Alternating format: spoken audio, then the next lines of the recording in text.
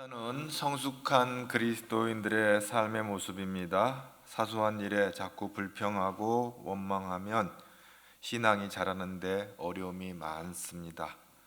타락한 영혼의 특징은 감사하지 않는 겁니다. 로마서 1장 21절에 보면 안 믿는 사람들도 하나님을 알되 하나님을 영화롭게 하지 아니하며 감사하지도 아니하고 그 생각이 허망하여지며 미련한 마음이 어두워졌다, 이렇게 말하고 있습니다.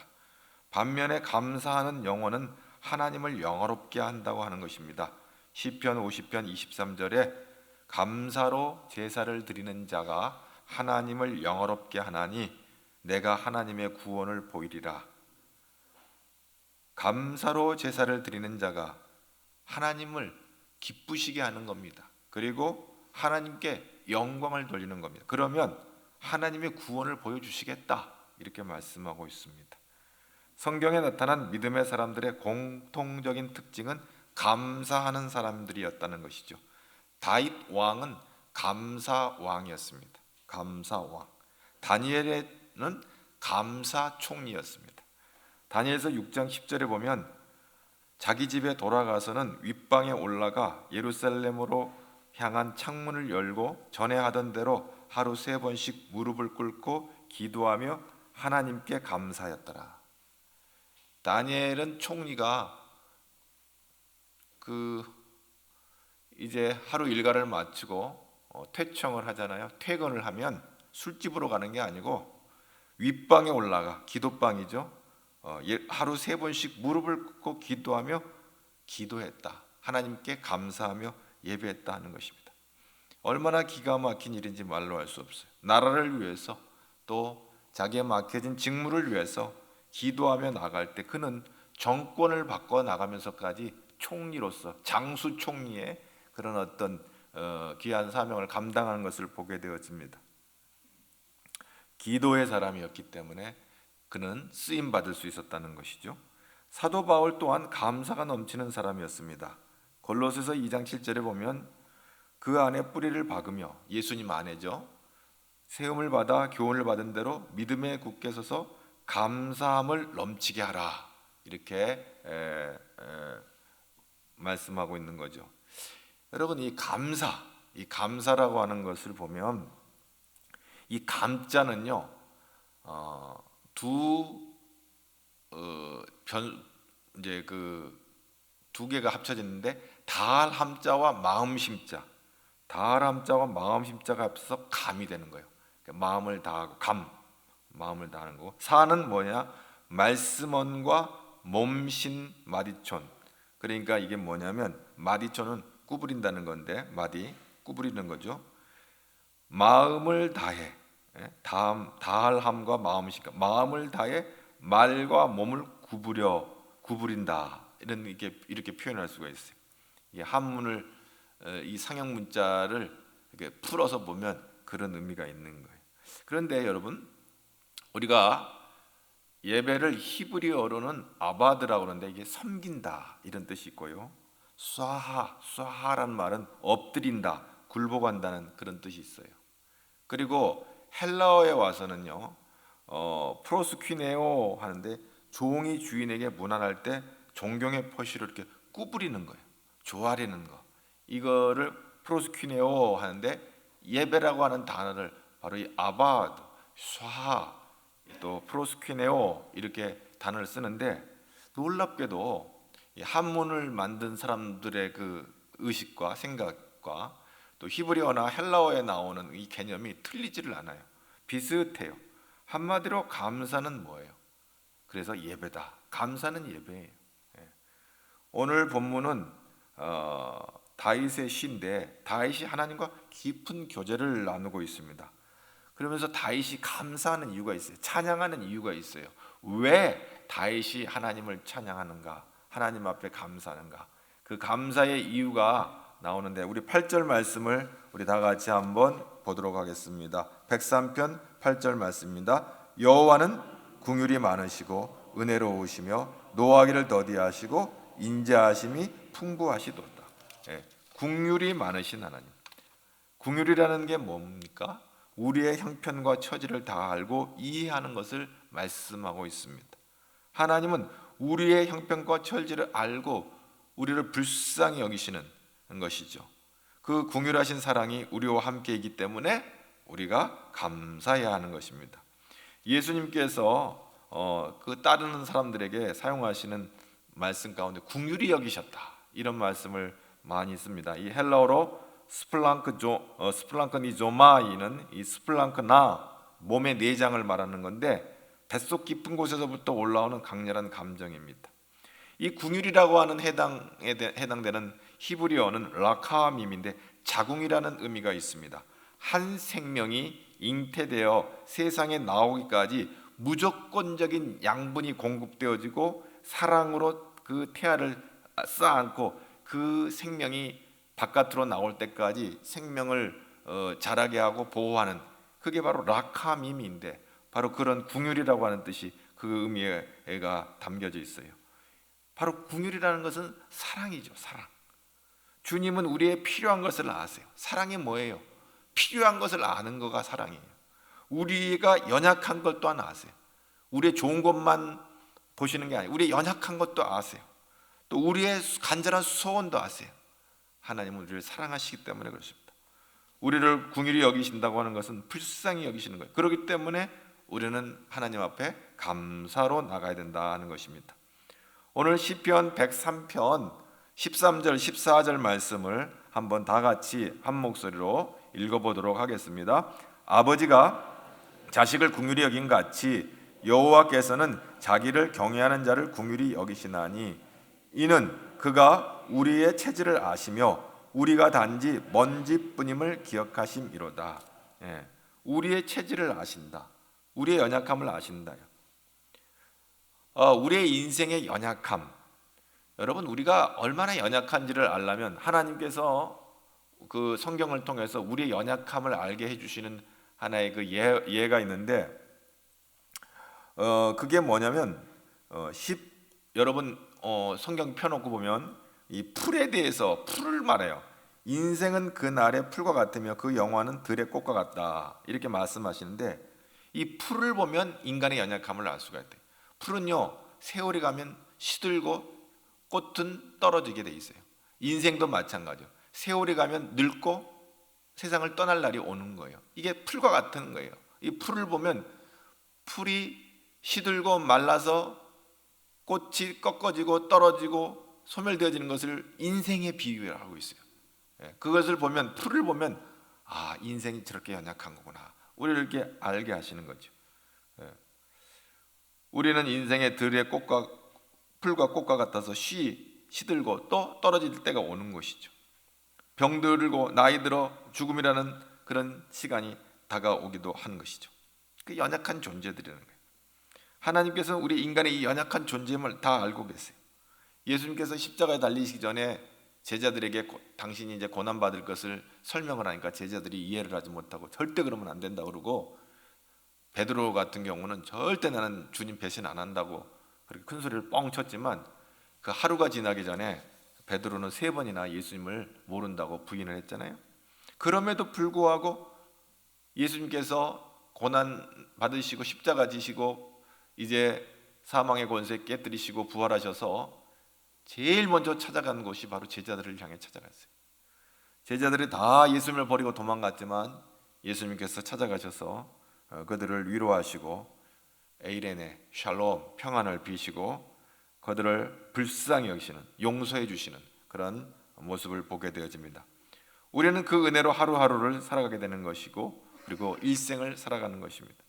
우리는 우리 자신을 보면 구원받을 만한 아무런 자격도 없고 웬일인지 웬 은혜인지 우리를 긍휼히 여기시고 하나님의 자녀 삼으셔서 오늘 이 시간 이 자리에 있게 된 줄로 믿습니다. 여러분이 그 자리에 지금 앉아 있는 것은 하나님의 긍휼이에요. 하나님의 긍휼이에요. 하나님이 여러분을 사랑하시기 때문에 그 자리에 지금 앉게 하시고 예배하게 하시는 거예요. 예수님을 따르던 마리아가 부모처럼 의지하며 따랐던 오라버니 나사로가 죽었을 때 얼마나 슬펐는지 몰라요. 요한복음 11장 33절에 보니까 우는 것을 보시고 심령의 비통이 여기시고 불쌍히 여셨다. 예수님께서 마르다 마리아가 자기 오빠가 죽었다고 슬피 우는 걸 보고 불쌍히 여겼다. 그래서 죽은 나사로를 살려주시는 것을 보게 되어집니다. 주님 앞에 나온 모든 병자들, 문제를 갖고 온 사람들, 주님이 한 사람 한 사람 불쌍히 보시고 우리 주님께서는 치료해 주시고 문제를 해결해 주시고 은혜를 베풀어 주셨습니다. 아멘. 여러분, 어떤 사람은 그래요. 나사로를 살렸다 하는 걸 보고 야, 놀랍다. 죽은 사람을 어떻게 살렸나. 여러분, 죽은 사람을 살리는 것도 기적이지만 산 사람을 살게 하는 것도 은혜요 기적인 것을 믿을 수 있기를 바랍니다. 내가 지금 살아서 숨 쉬는 것도 기적인 거예요. 죽은 사람 살리는 것만 기적이 아니라 산 사람 살려주시는 것도 하나님의 은혜인 줄로 믿습니다.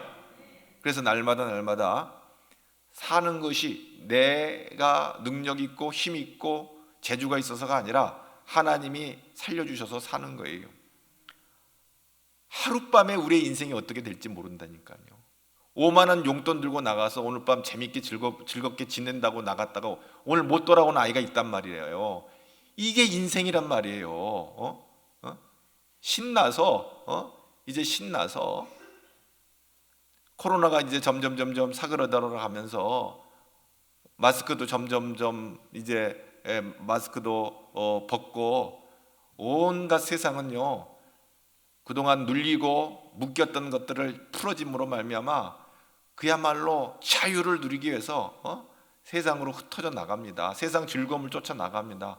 그런데 하루 앞일을 내다볼 수가 없는 게 우리의 인생이 그렇게 연약한 인생이에요.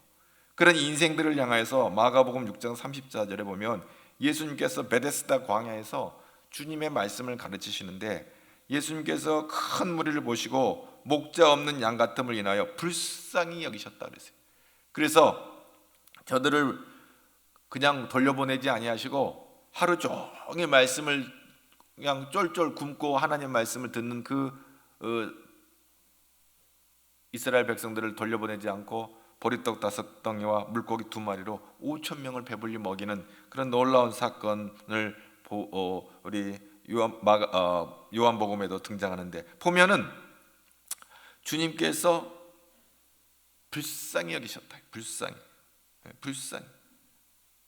불쌍히 여김을 받을 때 하나님의 기적이 일어나는 거예요. 할렐루야. 하나님이 우리를 긍휼히 여기실 때 놀라운 일이 일어나는 거예요.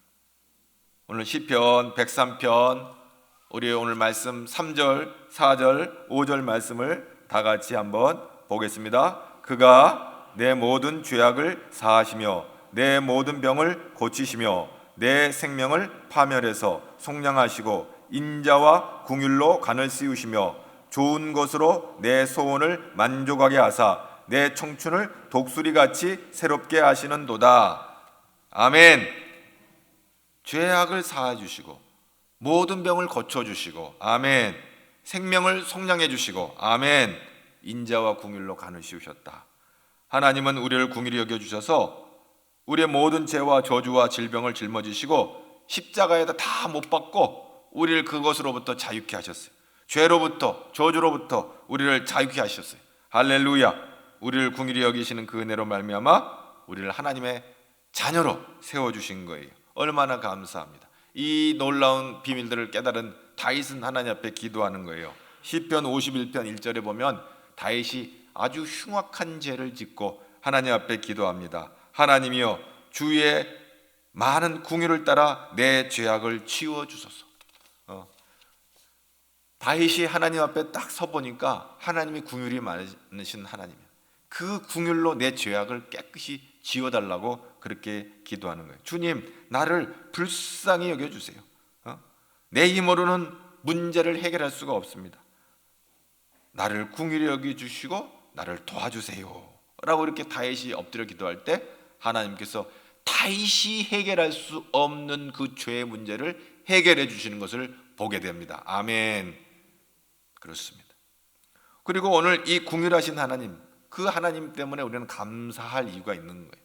두 번째로 오늘 또 8절 계속 보니까 8절 한번 볼까요? 시작. 여호와는 긍휼이 많으시고 은혜로우시며 노하기를 더디하시고 인자하심이 풍부하시도다.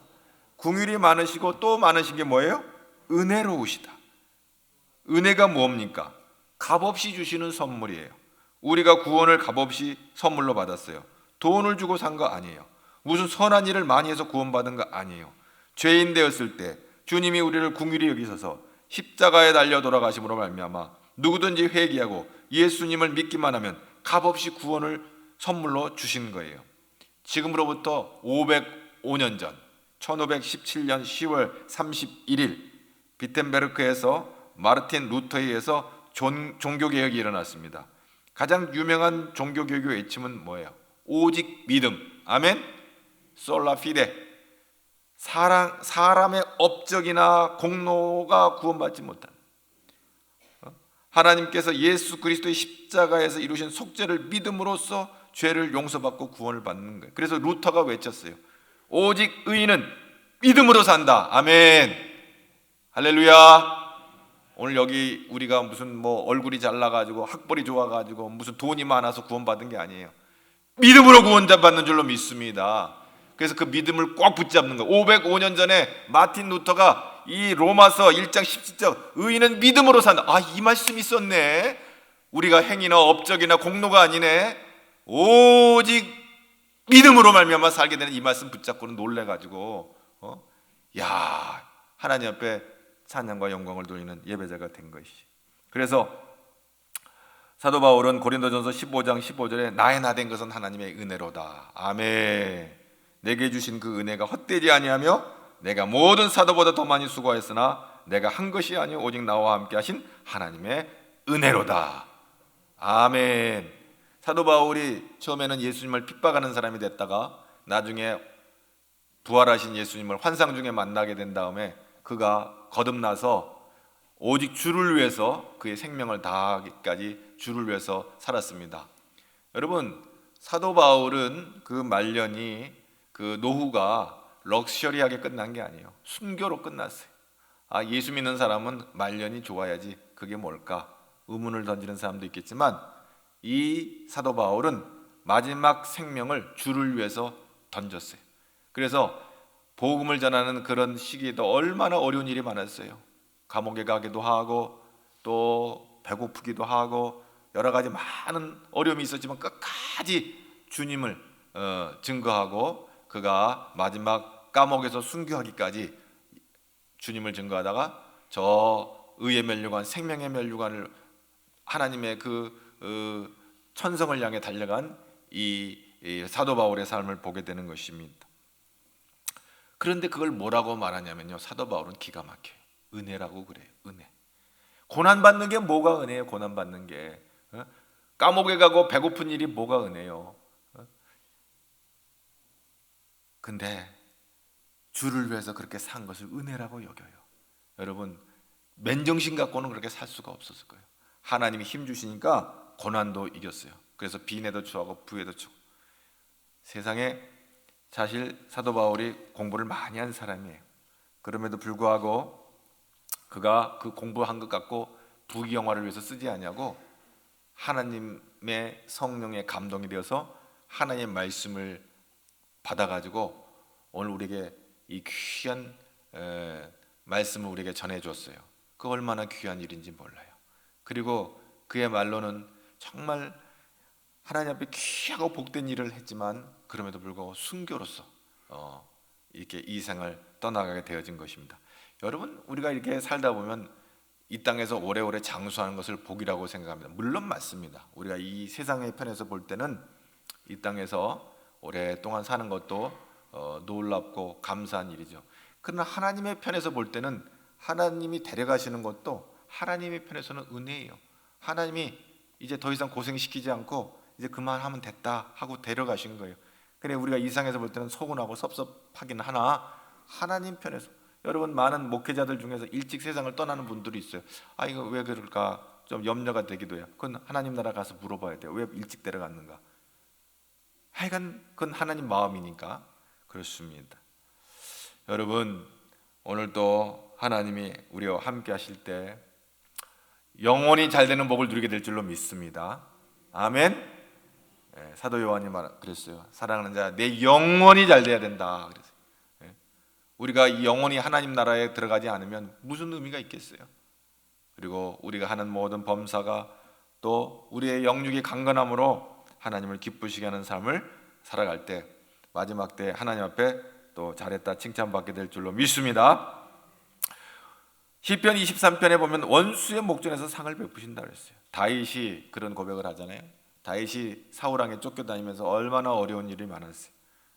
다윗을 죽이려고 사울왕이 수천의 군사를 이끌고 달려왔지만 결국 사울이 죽고 다윗은 왕이 된 거예요. 이건 원수의 목전에서 하나님이 상을 베푸시는 거예요. 왕으로 세워주신 거예요. 그러니까 다윗은 감사할 것밖에 없는 거예요. 감사할 것밖에 없는 거예요. 감사합니다. 감사합니다. 감사합니다. 여러분 무엇 때문에 감사합니까?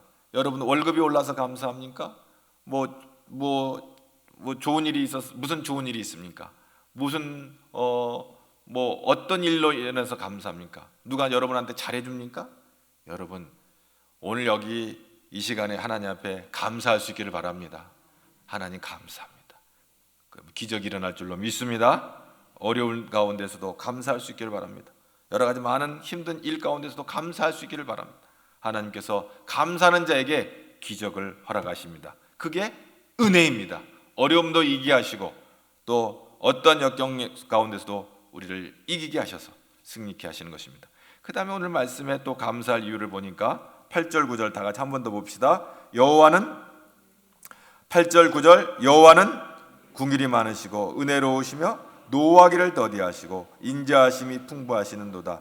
9절 자주 경책하지 아니하시며 노를 영원히 품지 아니하시리로다. 노를 영원히 품는 것은 인간이에요. 죽을 때까지 용서 못해요. 그게 인간이에요. 여러분 인간이 대단한 것 같죠? 아주 연약하고 부족해요. 한번 삐뚤어지면 죽을 때까지 다시 돌아오지 못하는 게 인간이에요. 그러나 하나님은 영원히 우리를 미워하지 않으세요. 노하지 않으세요. 분내지 않아요. 하나님은 오래 참고 또 참으시는 분이 하나님이세요. 하나님은 공의의 하나님이기 때문에 죄를 제일 미워하세요. 그래서 하나님께서 죄를 지을 때마다 심판했다면 인류의 역사는 이미 다 끝났을 거예요. 그런데도 하나님이 오래 참으셔서 오늘 저와 여러분께 살아서 이 시간에 예배드리고 있는 거예요. 만약에 우리가 죄를 지을 때마다 하나님께서 우리에게 징계를 내리셨다면 우리는 여기 살아있을 사람이 이 방에 한 사람도 없어요. 저도 마찬가지. 내가 하나님 앞에 범죄할 때마다 하나님께서 징계하셨다면 여기서 예배 드릴 수가 없는 거예요. 근데 하나님이 참아주신 거예요. 왜? 불쌍히 여겨주신 거예요. 긍휼히 여겨주신 거예요. 그게 은혜인 줄로 믿습니다. 아멘. 얼마나 감사해. 그럼에도 불구하고 내가 잘나서 똑똑해서 사는 줄 아는데 천만의 말씀. 오늘 밤이라도 주님 숨 걷어가면 우리는 아무것도 아니에요. 아무것도 아니에요. 출애굽기 34장 6절에 보면 여호와께서 그 앞으로 지나시며 선포하시기를 여호와라 여호와라 여호와는 자비롭고 은혜롭고 노하기를 더디하고 인자와 진실이 많은 하나님이라. 어떤 분은 참 화를 잘 내는 분이 있죠. 그건 별로 자랑할 건 못 될 거예요. 화를 잘 내는 게 자랑일까요? 뭐든지 잘하면 자랑하는 세상은 돼버렸지만 화를 잘 내는 것이 잘하는 일은 아닐 거예요. 화를 낼 때는 주변 사람들에게 다 상처를 주게 되잖아요. 주변 사람들이 상처를 받아요.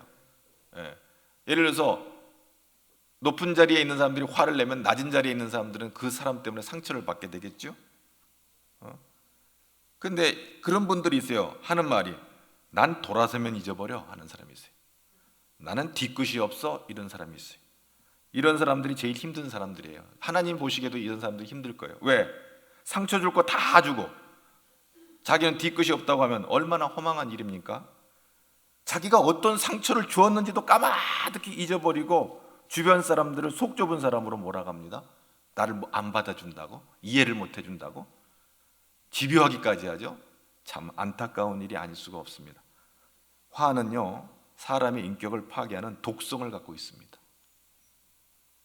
죽이는 겁니다 이거. 그래서 잘 다스려야 됩니다. 근데 쉽지 않아요. 이게 다스려지지 않아요. 화가 마음대로 안 다스려진다니까요. 기가 막힌 일이에요. 평생 가는 사람도 있어요.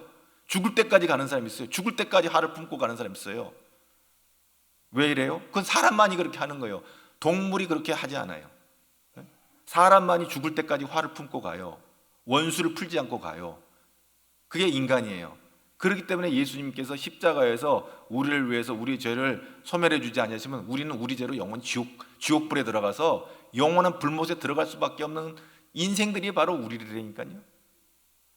죽을 때까지 용서 못하고 가는 거예요. 그 용서 못하고 가는 죄를 또 용서해 주시려고 주님은 십자가를 위해서 우리를 위해서 십자가를 지신 거예요. 놀라운 일이 아닐 수가 없는 거예요. 하나님의 도우심이 없으면요, 화를 이길 재간이 우리에게 없어요. 화를 이길 재간이 없어요. 암으로 죽는 환자들이 제일 많이 하는 말 중에 하나가요, 이걸 누가를 조사를 했는지 내가 그걸 보면서 깜짝 놀랐어요. 좀 더 참고 살 것. 이 화내는 게 이 암하고 뭔 관련이 있는가 봐요.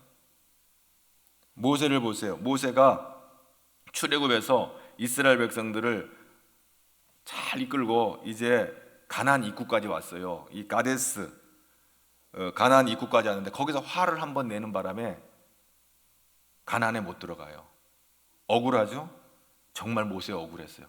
아니 38년 동안 그냥 기를 쓰고 그 온갖 어려움과 고난과 역경을 다 이고 광야를 지나서 이제 가나안 입구까지 왔는데 거기서 말이죠, 화를 버럭 내는 바람에 하나님께서 너 아웃 해버렸어요. 이스라엘 백성들이 광야 38년 지나 마지막 가나안 땅을 향해 직결된 데가 가데스예요. 근데 그 가데스에 물이 없어서 난리가 났어요. 생각해보세요. 그 수백만의 사람들이 물이 없으니 얼마나 힘들었겠어. 그래서 모세를 대적하고 원망하게 되죠. 처음에 출애굽에 해가지고 그 르비딤에 갔을 때도 이런 일이 벌어졌었잖아요. 근데 어떻게 이제 가나안 땅을 이제 들어가기 위해서 하는 이 마지막 이게 전열을 정비하는 그 가데스에서 물이 없어가지고 백성들이 난리가 났어요. 그때 하나님께서 모세에게 명령하세요. 민수기 20장 8절에 너는 반석에게 명령하여 물을 내라 하라. 내가 그 반석이 물을 내게 하여 회중과 그들의 짐승에게 마시게 할지니라. 하나님께서 모세에게 명령했어요. 백성들이 막 물 달라고 아우성치니까 막 목에 멱살을 잡고 막 물 달라고 그러니까 모세에게 하나님께서 그렇게 말했어요. 저 반석에게 명령해서 물을 내라고 그래라. 그러면 거기서 물이 나와서 저 회중들과 짐승에게 먹게 할 것이다. 그렇게 얘기를 했어요. 근데 모세는요, 반석에게 명령하여 물을 내라고 이렇게 하나님 말씀해 주는데 그렇게 하지 않고요, 지팡이로 반석을 쳤어요. 이는 하나님의 말씀에 온전히 순종하지 않는 모습이요. 과거 출애굽하여 광야로 들어와 르비딤에서 장막을 쳤을 때는요, 그때도 물 달라고 불평한 일이 있을 때 모세는 하나님의 명령에 따라 지팡이로 반석을 쳤을 때 물이 쏟아져 나오는 큰 은혜를 입은 경험이 있어요. 그 경험이 있었던 거예요, 모세가. 38년 전에 르비딤에서 이스라엘 백성이 물 달라고 어성칠 때 하나님이 야 반석을 쳐라. 너 지팡이를 가지고 너 저 홍해를 가르고 왔던 그 지팡이를 가지고 저 반석을 쳐라. 그럼 거기서 물이 날 것이다. 그 경험이 있었던 거예요. 그래서 그냥 지팡이를 잡고 반석을 딱 칠 때 물이 쏟아지는 큰 은혜를 받았거든요. 그게 출애굽기 17장의 6절에 나와요. 너는 그 반석을 치라.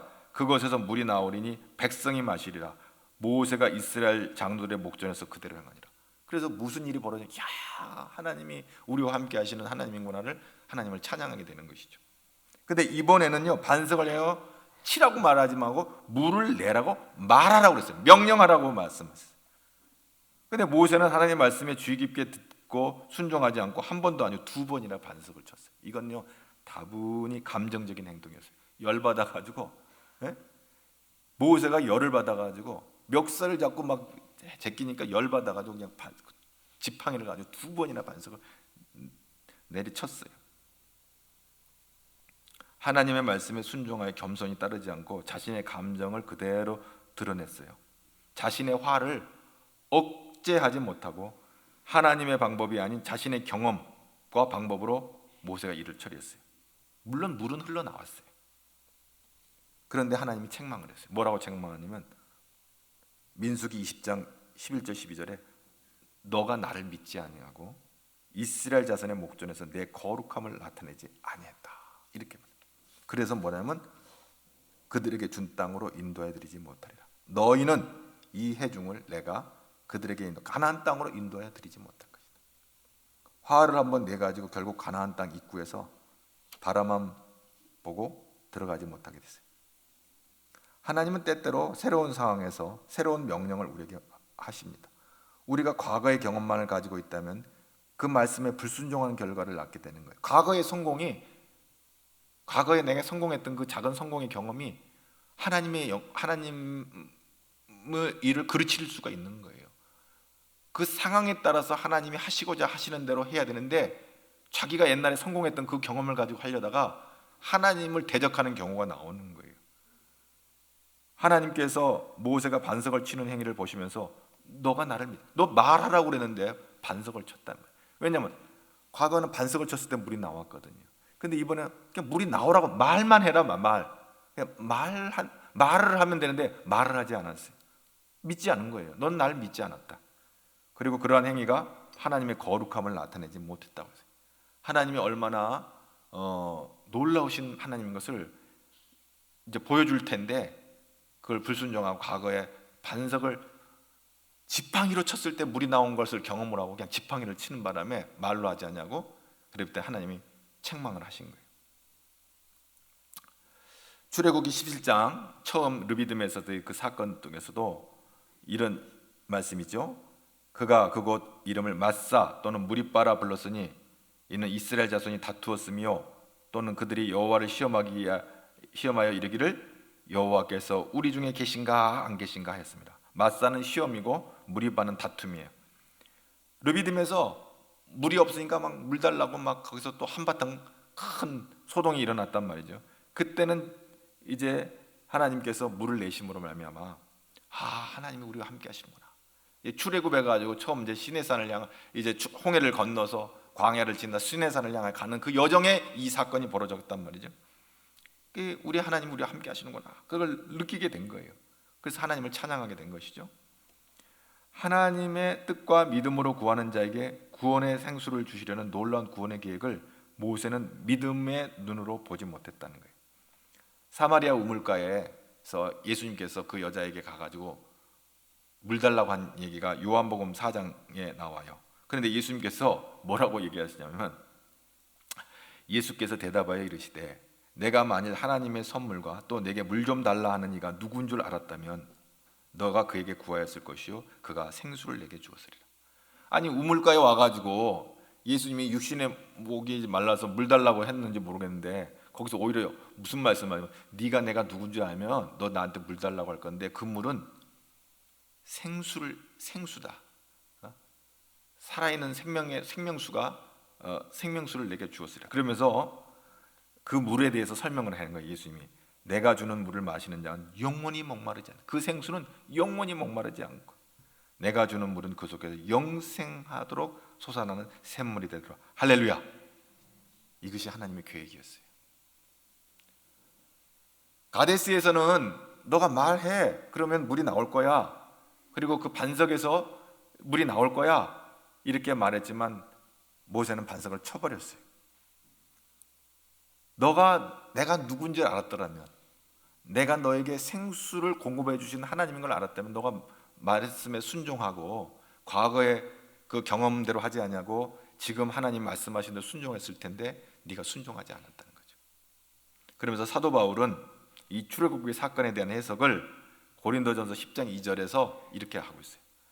모세에게 속하여 다 구름과 바다에서 세례를 받고, 그러니까 모세가 이스라엘 백성들을 애굽에서 이끌고 나와가서 홍해를 건너가는 것을 신약에 와서는 뭐로 보냐면 세례를 받은 걸로, 건짐을 받았으니까 그 물속에서 건짐을 받았다고 해서 홍해를 지나서 이렇게 건짐을 받은 사건을 세례라고 표현을 해요. 그러면서 이렇게 말해요. 다 같은 신령한 음식을 먹고, 여기 신령한 음식은 뭐예요? 신령한 음식은 바로 만나를 통해서 하나님이 공급해 주시는 거였잖아요. 40년 동안 그들이 줄이지 않았어요. 근데 이 신령한 음식에 대한 신약적 해석은 또 달라요. 4절에 다 같은 신령한 음료를 마셨으니 이는 그들을 따르는 신령한 반석으로부터 마셨음에 그 반석은 곧 그리스도시라. 구약에서는 반석을 쳐서 물이 나왔지만 영원히 목마르지 않는 생수는 예수 그리스도를 통해서 온다. 할렐루야. 그것이 신령한 음료다. 그걸 말해주고 있는 것이죠. 그래서 고린도전서 10장 5절에 사도 바울은 그러나 이스라엘 출애굽한 백성들을 말하는 거죠. 그들의 다수를 하나님이 기뻐하지 아니하셨으므로 그들을 광야에서 멸망받았느니라. 여러분, 하나님 말씀대로 순종하여 하나님 기뻐하시는 것이지, 말씀하는데도 불구하고 말씀에 순종치 아니하면 하나님을 기쁘시게 하지 않는 거예요. 그래서 멸망받았다라고 사도 바울이 그렇게 말하고 있는 것입니다. 오늘 예수님이 우리의 생명의 양식이요, 참된 양식이요, 참된 음료가 된 줄로 믿습니다.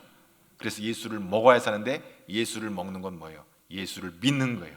예수를 믿는 것이 생명의 양식인, 신령한 참된 양식과 참된 음료인, 우리가 성찬할 때마다 예수님의 그 살과 피를 우리를 위해서 십자가에서 찢기신 그것을 우리 성만찬을 통해서 기념하면서 그것이 참된 양식이고 참된 음료다. 그 베데스다 광야의 그 5천 명의 그 떡은 먹고 썩어서 다 사라져 버릴 것이고, 옛날 이스라엘 백성들이 출애굽에서 하나님으로부터 공급받은 그 만나도 다 먹고 썩어지는, 먹고 다 사라져 버리는 것이 되지만, 영원한 생명의 양식은 예수 그리스도, 이것이 하나님의 뜻이고 하나님의 계획이었어요. 이것을 주시는 거예요. 아멘. 그런데 그냥 하나님의 뜻에 순종치 않냐고 벌컥 화를 내고 자기 뜻대로 했던 모세는 가데스 바네에서 이제 가나안 땅 입구 앞에서 멈추게 된 것이죠. 잠언 29장 22절에 보면, 노하는 자는 다툼을 일으키고 성내는 자는 범죄함이 많으니라 그랬습니다. 이 세상에서 가장 잘 참는 분은 누구냐? 예수님입니다. 예수님은 그 십자가의 고난을 참으셨어요. 히브리서 12장 2절에 십자가를 참으사 부끄러움을 개의치 아니하시더니 하나님 보좌 우편에 앉으셨느니라. 아멘. 예수님은 십자가의 고통을 참으시고 그리고 우리의 죄를 다 용서하시고 구원하신 거예요. 이 참음의 영성이 우리에게 부어질 때 우리도 기적이 일어날 줄로 믿습니다. 노하기를 더디하신 하나님, 이건 하나님이 우리에게 이런 마음을 주셔야만 하는 거예요. 불컥불컥 화를 내는 사람 회개해야 돼요. 하나님 기뻐하는 거 아니에요. 그거를 하나님 앞에 내려놓고, 나의 부족한 것을 내려놓고 하나님의 공급하시는 힘으로 다스릴 수 있기를 바랍니다. 마지막으로 우리 보겠습니다. 이제 10절 11절 말씀 봅니다. 다 같이 봅니다. 우리의 죄를 따라 우리를 처벌하지는 아니하시며 우리의 죄악을 따라 우리에게 그대로 갚지는 아니하셨으니 이는 하늘이 땅에서 높음같이 그를 경외하는 자에게 그의 인자하심이 크심이로다. 아멘. 아멘. 아멘. 우리 주님은 용서하시는 주님이세요. 우리가 회개한 죄를 기억지 않으세요. 다윗은 큰 범죄를 저지르고 주님 앞에 통곡하여 눈물로 기도할 때 하나님께서 그 죄를 용서해 주셨어요. 우리의 죄를 따라 우리를 처벌하지 않으셨어요. 시편 51편에 1절에서 3절 보면 다윗이 흉악한 죄를 짓고 하나님 앞에 그렇게 기도해요. 하나님이여, 주의 인자를 따라 내게 은혜를 베푸시며 주의 많은 긍휼을 따라 내 죄악을 지워주소서. 나의 죄악을 맑게 씻으시며 나의 죄를 깨끗이 제하소서. 무릇 나는 내 죄가 아오니 내 죄가 항상 내 앞에 있나이다. 눈물로 통곡하며 회개할 때 하나님께서 그 죄를 용서했어요. 자, 12절 말씀 다 같이 103편 12절 보겠습니다. 시작. 동해 서에서 먼 것 같이 우리의 죄가를 우리에게서 멀리 옮기셨습니다. 아멘. 동쪽과 서쪽에 동쪽에 있는 죄를 갖다 쫙 서쪽에다 던져버렸으니까 먼 곳에 떨어져 있는 것. 바리새인들이 가늠하다 현장에 잡힌 여인을 끌고 왔을 때 예수님께서 너희 중에 죄 없는 자가 먼저 돌로 치라 말씀하실 때 슬금슬금 다 떠나갔어요. 그때 예수님께서 요한복음 8장 11절에 나도 너를 정죄하지 않는다.